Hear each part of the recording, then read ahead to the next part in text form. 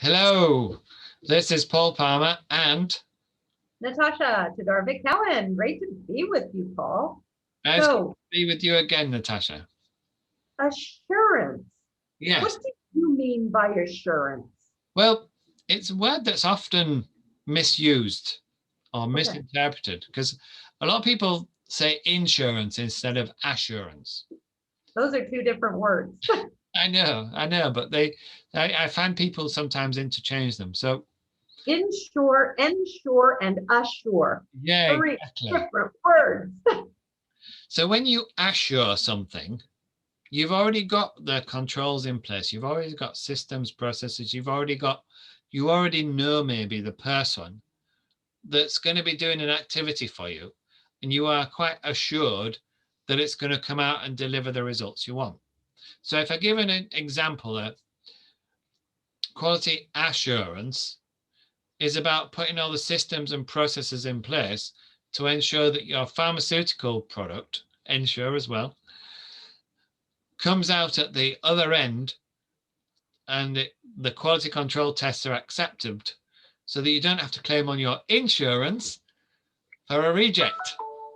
See, I got all three of them into one. I I love the way that you said that, and there are distinctions there.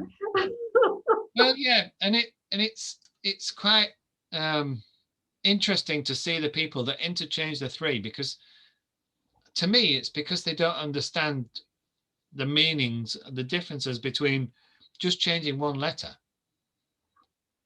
or changing two letters at the beginning, and they think in terms of the verbal rather than the written word a lot of the time, I think. And I find people that they actually often say insurance rather than assurance um, are not actually thinking about insurance even. They're thinking about the terminology that they've been, something maybe has been trained to them. Yeah. They didn't understand the training at the time. Mhm. And they put it into their own words, their own terminology, and came out with something that's completely different. Of what they thought they heard and what they thought they understood. Exactly. And then you find that the competence assessment that's been done was a really basic question that was really easy for them to answer and didn't actually do any sort of assessment of their competence. And that's an area that I find it's not really frustrating, but to me, it means that you're not actually assuring the performance of your team. And team dynamics and team comprehension and understanding is a significant part of assurance. Well, and that lack of understanding or misunderstanding can very easily be shared within a team, and that leads to poor process. That leads to poor interactions, poor understanding, and then you've got a mess after to fix. Yes. And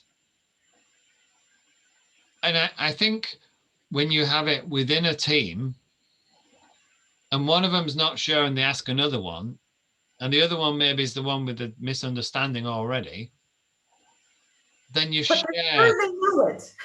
well, you then share the misinformation and Yeah, it grows and expands yeah.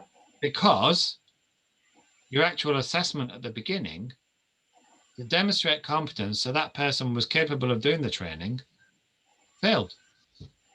Yeah. Whew. So, do we have an uplifting message at the end of this? Is there hope, Paul?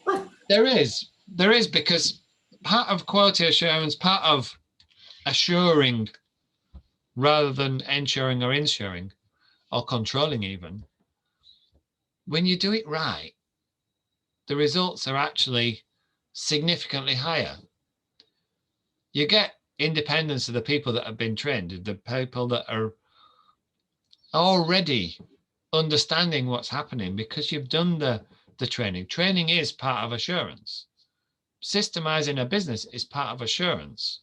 Working to those systems, standardized and validating those systems to see, yep, my analysis shows that they work.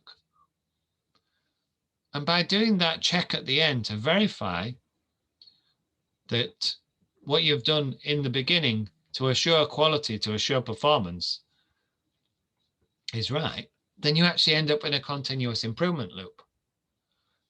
And that continuous improvement loop actually will deliver more than your basic training in the beginning. You've just given away the big secret, Paul, of how to do that. Well, why not? That's why I help you implement. Yeah, and there's a big difference between knowing what to do, but actually knowing how to implement it. So, yeah. I do. You're right there, because I find a lot of people understand the legislation but don't understand how to implement.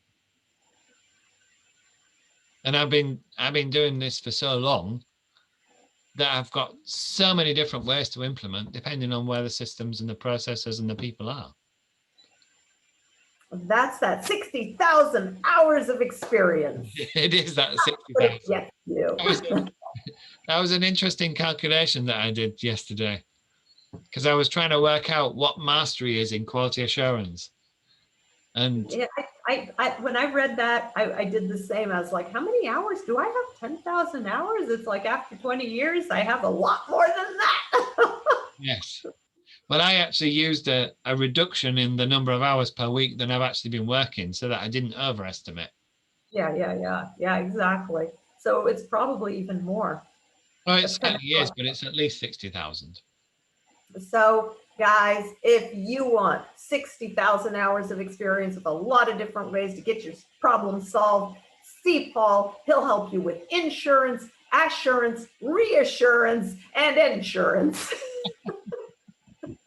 Yes, I think that's a nice place to end for today, Natasha.